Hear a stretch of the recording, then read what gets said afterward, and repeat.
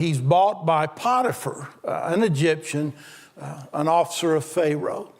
And I've underlined the next few words, and I've tried to underline several things as we go along. But what we see in verse 2 is the Lord was with Joseph. And because the Lord was with Joseph, we'll see Potiphar's house prospering. Joseph and Potiphar realizing that his house is blessed because of Joseph, because the Lord blessed them. And we'll see him rise in position, and then we'll see him rise even more in position as we continue through the rest of this chapter. Let's pick up with verse 2. The Lord was with Joseph, and he was a successful man, and he was in the house of his master, the Egyptian. And his master saw that the Lord was with him, that the Lord made all he did to prosper in his hand. Isn't it interesting that I know why I want to say Pharaoh, but no, that's not right. Potiphar was able to look and see what was happening, and he knew the reason that it was happening. He saw that the Lord was with Joseph, and it was the Lord who made him to prosper. And we see that all throughout this book, and we see it all throughout the Bible.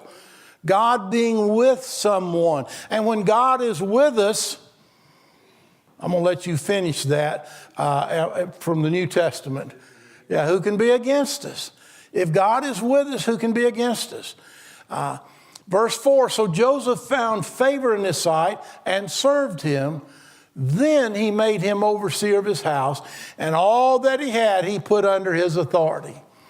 And so Joseph obviously has gained the trust of Potiphar to the point that he's in charge of everything. In charge of everything. Let's continue with verse 5.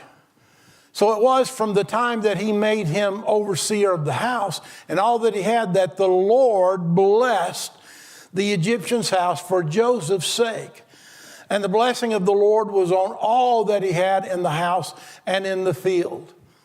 Thus he left all that he had in Joseph's hand, and he did not know what he had except for the bread which he ate. Now Joseph was handsome in form and appearance. Okay, I want to stop right there. What are some lessons we can learn? We've already talked about the Lord has blessed him. But what are some lessons beyond that we can learn in these first 6 verses? What comes about by Joseph's character? What happens? Good things. Trust. Not just trust. Extreme trust. I'm sure Joseph also gave credit. I'm sure he was telling you. I think that's an excellent point. LaRon. It's going to be one of those days I can see. I know you're not Lamar, but I got the first part right, LaRon. I'm sorry. I forgot what you said now. He gave credit to, that's right. He gave credit to God. You know how easy it would have been for him to be bitter. I mean, he's essentially a slave. He's been bought. That's exactly right.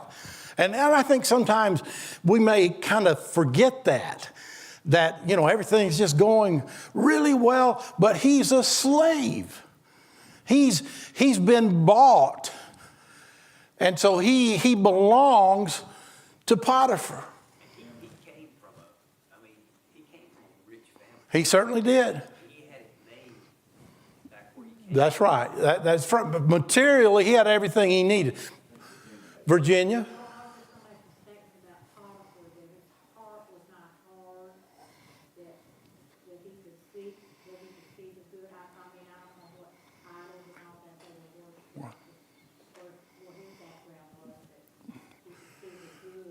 Okay, and one of the things that we see is Joseph's faithfulness to God. And the circumstances were less than ideal, although the Lord was blessing Joseph and Potiphar's house. Tim, you started to say something. Whatever deterrent that Joseph faced, he always just took it in stride. And I'm convinced because he knew God would be with him. Otherwise, he would have had a different outlook on things. I think that's an excellent point as well. That's right.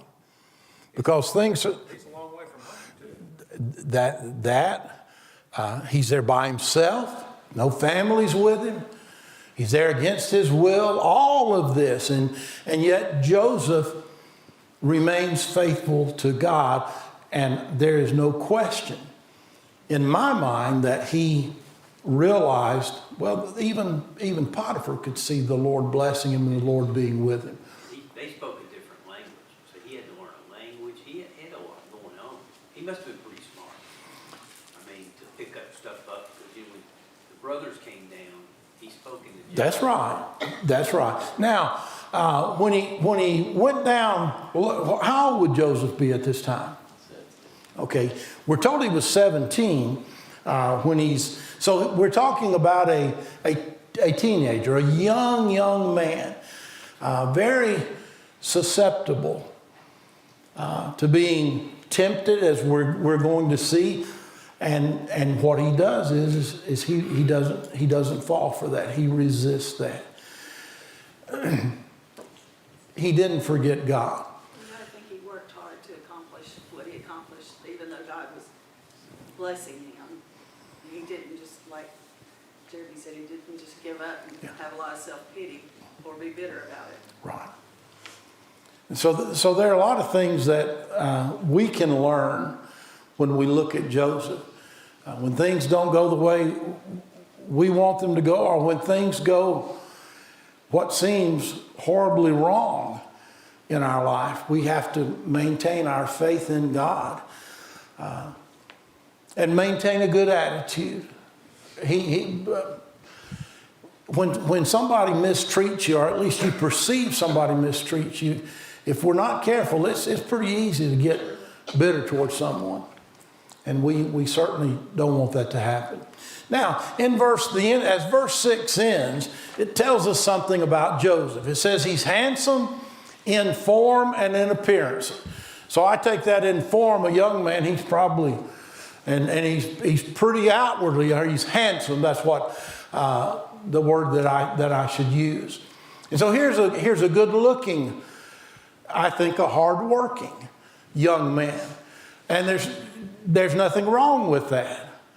But you know, there are temptations that come with beauty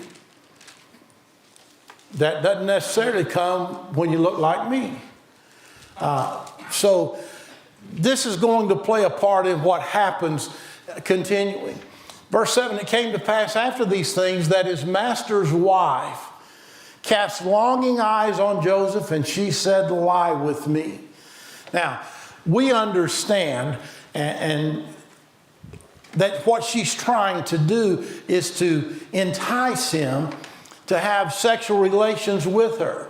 And again, here's a young man. But what it says in verse 8, it says, "But he refused and said to his master's wife, 'Look, my master does not know what is with me in the house, and he has committed all that he has to my hand.'" Responsible? Look, your husband has given me the responsibility of everything in the house. Verse 9, "There's no one greater in this house than I, nor has he kept back anything from me to you, because you are his wife." And I love the statement. It's in the form of a question there at the end of verse 9. Joseph just simply says, "How can I do this great wickedness and sin against God?" You know, that is a statement coming from anyone who's being tempted, that is to commit fornication.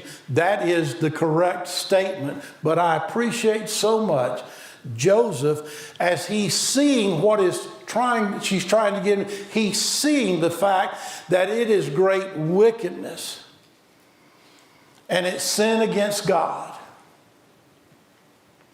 He's also very intelligent.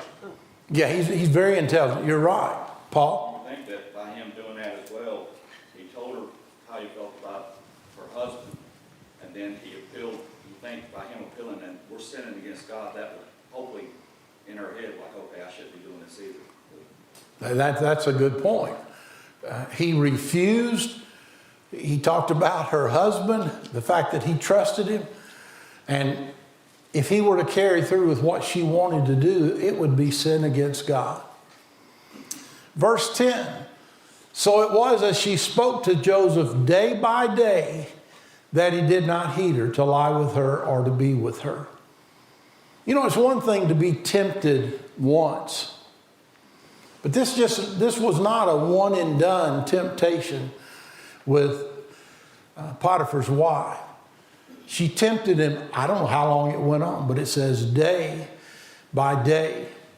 So here were multiple times that she was tempting Joseph to sin. Verse 10, so it was as she spoke to Joseph day by day that he did not heed her to lie with her or to be with her. But it happened about this time when Joseph went into the house to do his work, and none of the men of the house were inside. And I want to, that she caught him by his garment, saying, lie with me. But he left his garment in her hand and fled and ran outside. I'm not blaming Joseph at all, but it's interesting that the record tells us that he goes into the house and he's in there to do his work, and it's just he and Potiphar's wife. And again, I'm not blaming Joseph, but you know, I think there's something we can learn from that. What can we learn from that?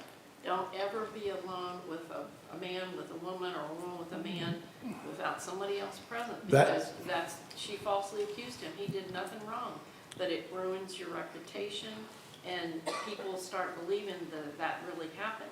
So I know Frank, as a preacher, he would never meet with a woman without me present. That's exactly right. I've been to the house and a woman be there alone, and I just say, let you come outside and we can talk. And when I'm studying with someone, I don't ever study with a woman and myself. I want somebody else there. It's to protect both people. Because any accusation can be made. And it's he said, she said. I remember a gentleman, he's no longer living, he was a preacher of the gospel, but he said where he was preaching, a woman had asked him to come to his house. She had some Bible questions, and so she invited him in, and he didn't go in. And she didn't understand why. And he said later what he had surmised was he really thought that her goal was to try to make some accusation against him. Now, that's hard. You know, you hate to think that about someone who's a Christian. This woman wasn't a follower of God. But that's just wisdom. And the opposite of wisdom is foolishness. And we don't want to do things that are going to compromise our character or what people think about us. And so he's in, and again, I'm not blaming Joseph, but he's in the house by himself, and she catches him by his garment, and now she's not just saying something to him, she's got a hold of him and says, lie with me. And then he left the garment in her hand and fled and ran outside. What New Testament passage can you think of pertaining to this? Flee fornication. Flee fornication. You know, I don't think Joseph was thinking, well, you know, I don't know what the other boys are going to think about me if they hear I've done this. They didn't have anything to do with it. What the situation was, he was doing his best to avoid sinning with Potiphar's wife. Anybody want to say anything else before we go on?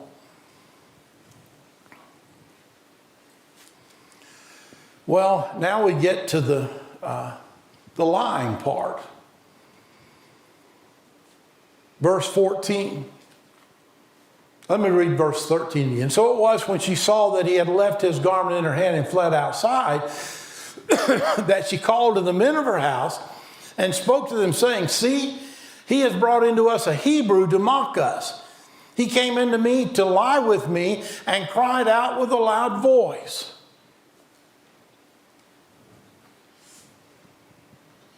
Obviously not true.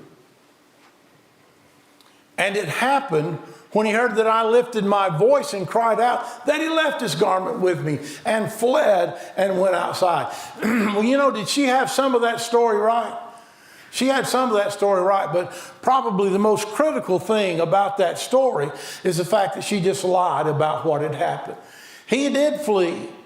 She did have his garment once he fled, but it wasn't because of something that he had in mind that would be an ulterior motive. But that's what she says to those other men. It sounds like she's also blaming Potiphar. See what he brought into the house? He brought the people. Who does that kind of sound like? Can you go back to the garden? You know, you think about Adam and Eve, and they're blaming somebody else, even blaming God. And that's an excellent observation, Virginia. I know your name too. He fled. Then she spoke to him with words like these, saying, the Hebrew servant whom you brought to us came into me to mock me. Now she's talking to her husband. So it happened as I lifted my voice and cried out that he left his garment with me and fled outside. So it was when his master heard the words which his wife spoke to him, saying, your servant did to me after this manner, that his anger was aroused. I can understand Potiphar's anger being aroused. I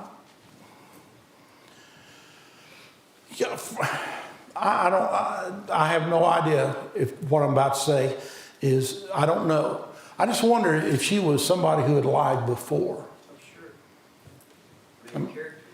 Yeah, the record doesn't say that, but you look at her character, and it certainly makes you think. Now, I don't know if Potiphar was aware that she was a liar. I don't know. But I know this, he took her word. He was angry because of that, and I understand that. And then he takes Joseph and he puts him in prison. And he's there with the king's prisoners. And then you get to, yes ma'am, Virginia. Well, about his anger being aroused. Say that one more time. About his anger being aroused, and he just put him in prison. Right. He's a captain in Pharaoh's army.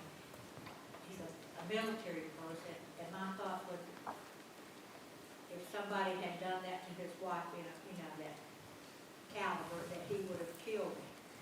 But there was something there that kept him, of course it was God, that kept him from killing Joseph. Because he certainly could have.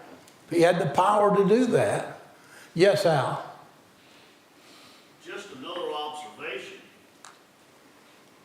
Potiphar had bought Joseph as a slave, basically.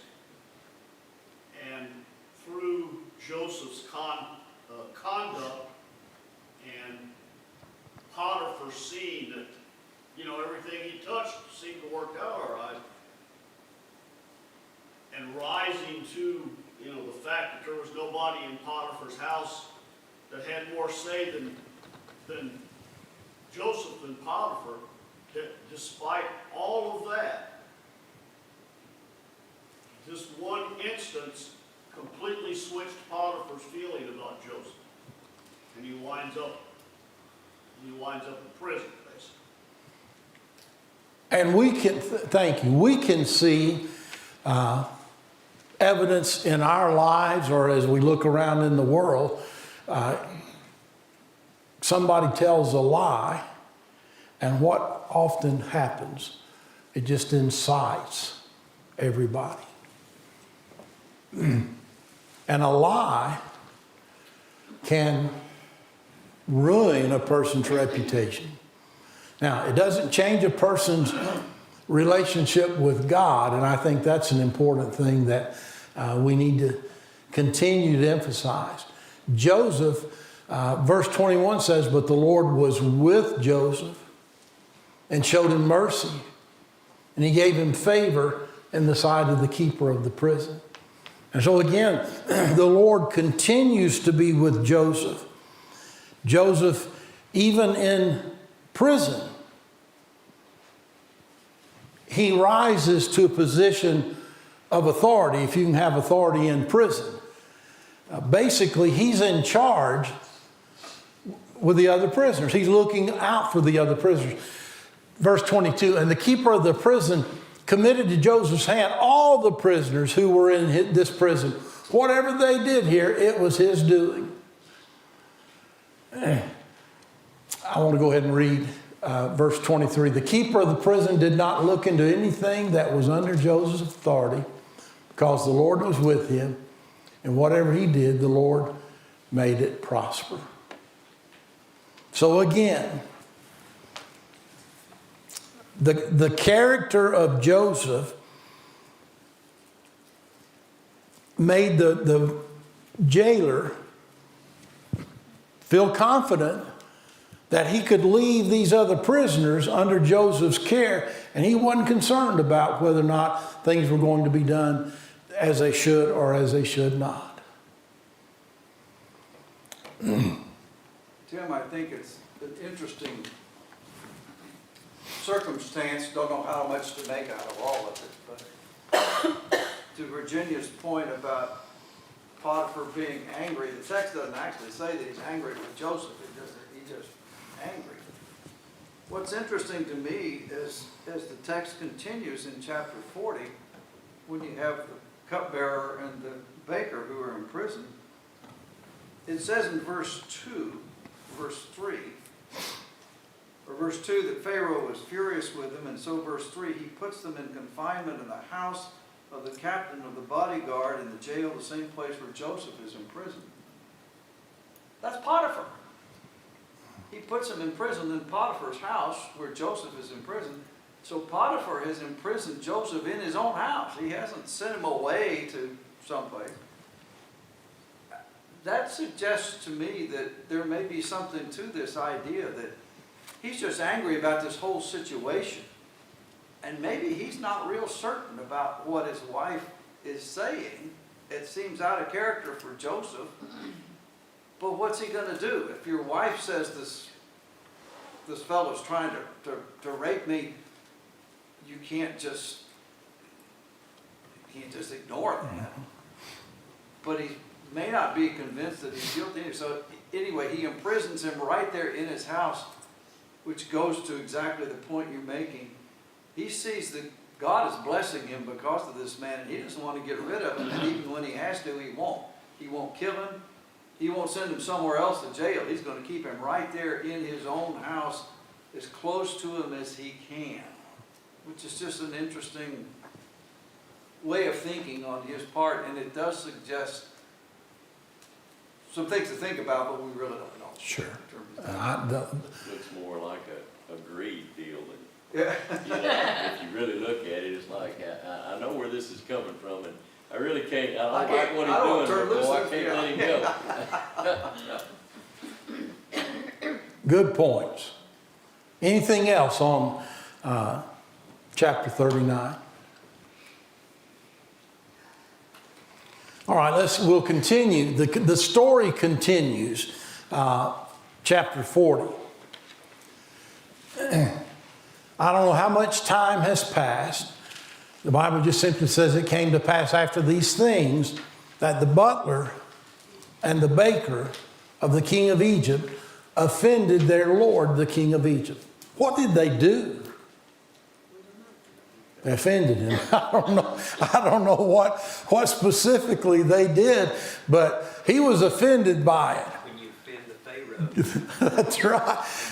You offend whoever you're working for. What can you do, Tim, if you're the boss? You can get loose. That's right. You can cut them loose. You can get rid of them.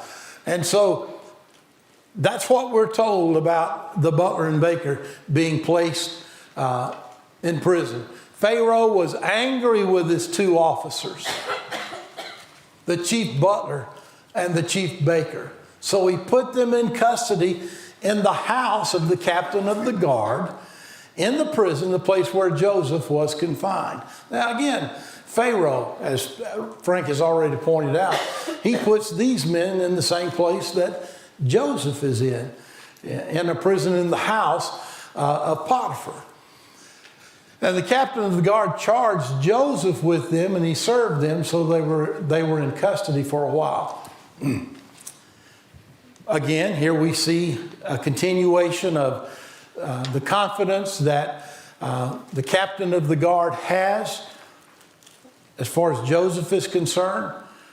Joseph has earned the respect, I'm going to say, of everybody that we're reading about that he's being with or having relationships with in this story. He's gained their respect. Then the butler and the baker of the king of Egypt, who were confined in the prison, had a dream. Both of them, each man's dream in one night, and each man's dream with its own interpretation. And so here they have dreams, and verse 6 says, Joseph came into them in the morning and looked at them and saw they were sad. So he asked Pharaoh's officers who were with him in custody of his Lord's house, saying, why do you look so sad today? And they said to him, we each have had a dream, and there is no interpreter. So Joseph said to them, do not interpretations belong to God? Tell them to me, please. Now, one thing Joseph did not do is said, you tell me, and I tell you what, I'll be able to interpret those. He didn't try to take credit for that. He knew that interpretations belong to God. And he also knew God was with him. He knew God was with him. You're right, he knew God was with him. All of this is just hand in hand, hand in hand. Joseph knows the Lord is with him. He knows that he's prospering and those he's around are prospering because the Lord is making them prosper. And now when this butler and baker have these dreams, they don't know what they mean. But Joseph was about to find out what they meant. How did Joseph know the interpretation of the dream? God. There's it, God. And so, let's talk about the butler's dream. What does he see? Yeah, that's it, a vine. He saw a vine. What did he see on the vine? Okay. And some grapes. How many? He saw 3 sprouts. And not only did he see that, but he saw grapes. And he saw in his dream him taking these grapes and squeezing them into the cup of Pharaoh and him drinking them. And Joseph interprets the dream. And the interpretation of the dream was very pleasant to the butler. In 3 days, you're going to be restored to the butlership again, and you will be placing the cup in Pharaoh's hand. You know, again, the record doesn't tell us, but as the baker is listening to the butler's, Joseph interpreting the butler's dream, do you think the baker was anxious to hear what his interpretation was too? I imagine he was. Listen, that was really good. He's going to be restored.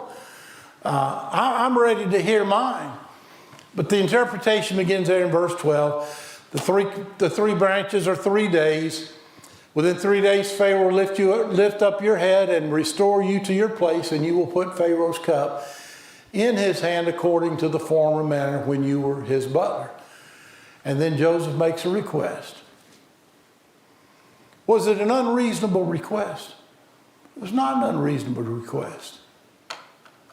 Again, I think we remind ourselves and remember that Joseph basically is in charge here in the prison. So he's taking care of the butler and the baker. He has interpreted the butler's dream. It's a very favorable interpretation of the dream that he had. And he just simply says, remember me when everything is well with you. Show kindness to me. Tell Pharaoh about me so I can get out of this place. For indeed I was stolen away from the land of the Hebrews, and also I have done nothing here that they should put me in the dungeon. I think we see something about, and we'll continue, we see something about the heart of the butler. Oftentimes, or I don't want to say often, sometimes, if someone helps another person out, the person who is helped out goes on about their business and just kind of forgets. There's no gratitude. There's no thankfulness. And number one, that's just flat out wrong. That's just flat out wrong. He showed no kindness to Joseph. And again, those are qualities of character as we read today concerning what is taught in the New Testament that we are to have as people of God. We're to be considerate of others. We're to be kind to others. We're to help others. And when that happens to us, we need to be grateful. We need to show our gratitude. When the chief baker saw that the interpretation was good, he said to Joseph, I also was in my dream, and there were 3 white baskets on my head. In the uppermost basket were all kinds of baked goods for Pharaoh, and the birds ate them out of the basket on my head. So Joseph answered and said, this is the interpretation of it. The 3 baskets are 3 days. Within 3 days, Pharaoh will lift off your head from you and hang you on a tree, and the birds will eat your flesh from you.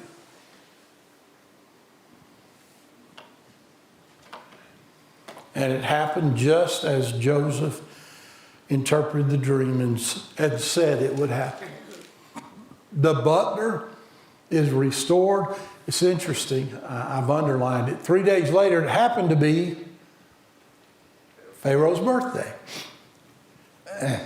He makes a feast. Says he lifts up the head of the chief butler and the chief baker. He restores the chief butler. He places the cup in Pharaoh's hand, but he hanged the chief baker as Joseph had interpreted to them. Yet the chief butler did not remember Joseph, but forgot him. We've talked about some things already, but what are some things, maybe you've thought of some additional things that we can learn here in this chapter 40? That would help us. I think when we teach our children, this little light of mine, let it shine. And if you put that towards Joseph, his light shone in a way that everybody, no matter who they were, anyone that came in contact with him, realized there's something different about this guy. And I think that needs to be a lesson to us. And I'll just go back to the song. How often are we let it shine? All the time. All the time. You know, I've thought about this a lot because we would sing those songs with our children when they were younger. And I thought, you know, if we as adults could just remember the lessons that we're teaching our children through these songs, and they're based on biblical principles, if we could just remember that as adults and follow through with the things that we're teaching our children. What else? The comment that the cupbearer did not, that he forgot Joseph. I find it almost impossible to believe that he forgot Joseph in the technical sense. So you're in prison and two fellows have dreams and this fellow interprets them and they both come to pass exactly the way you're going to remember that. But he forgot Joseph in a practical sense in that he did not do what Joseph asked. He put that out of his mind. Why, we don't know, but he didn't do what Joseph asked. From Joseph's standpoint, it was the same. Whether he totally forgot all about him in terms of, or just ignored the request. From Joseph's standpoint, he's hurt the same way, one way or the other. So it's a good reminder for us that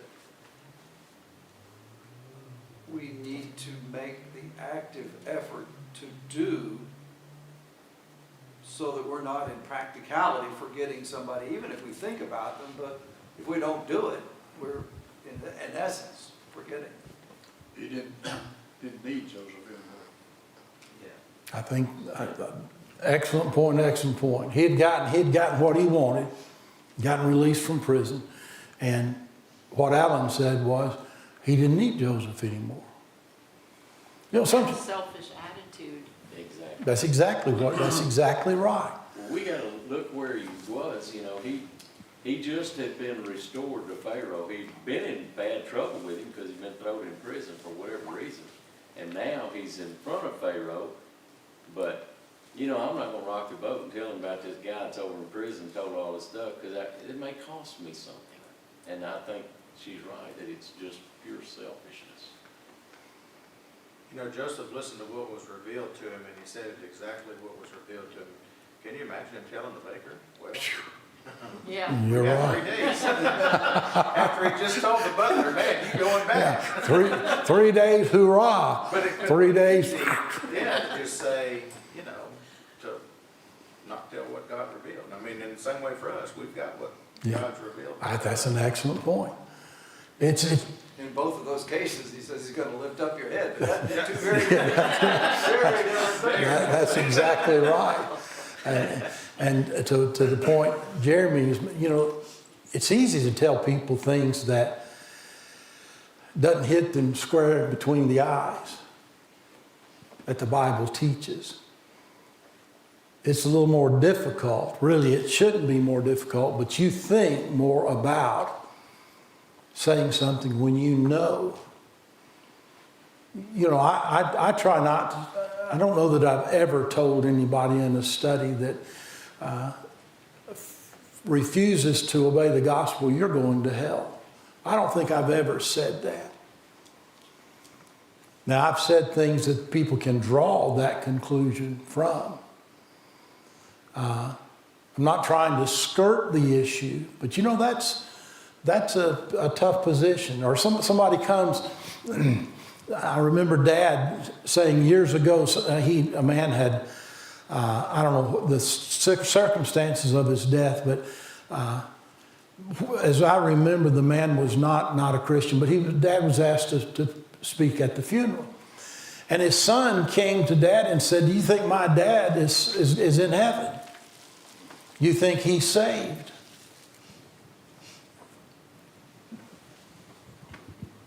How would you answer somebody? I think, and I wish my memory was better, it was something to this effect. That's not in my hands and that's not in your hands. That has been decided. And what I tell somebody is, you know, I know God is a righteous God and he's going to get things exactly right. And what I need to be concerned about is me. You know, anything that's said at a funeral is not going to change the destiny of the person who's deceased. But whatever is said, if we listen, it may very well change our destiny, depending on how we respond to what God's Word teaches. So many lessons, and we're going to stop there. So many lessons, and the great lesson that we see is Joseph's trust in God, and God blessing Joseph throughout this experience, and it gets even. I don't know if better is the right word, but it gets more. You know what I'm trying to say. He becomes second in charge of Pharaoh. And then another area that's just very emotional for me. Can you imagine when his brothers come? And Joseph identifies himself. Of course, he's already turned away and he's weeping, but 9:45, we'll stop. We'll pick up, Lord willing, with chapter 41 Wednesday night. Chapter 41 Wednesday night. Thank you so much.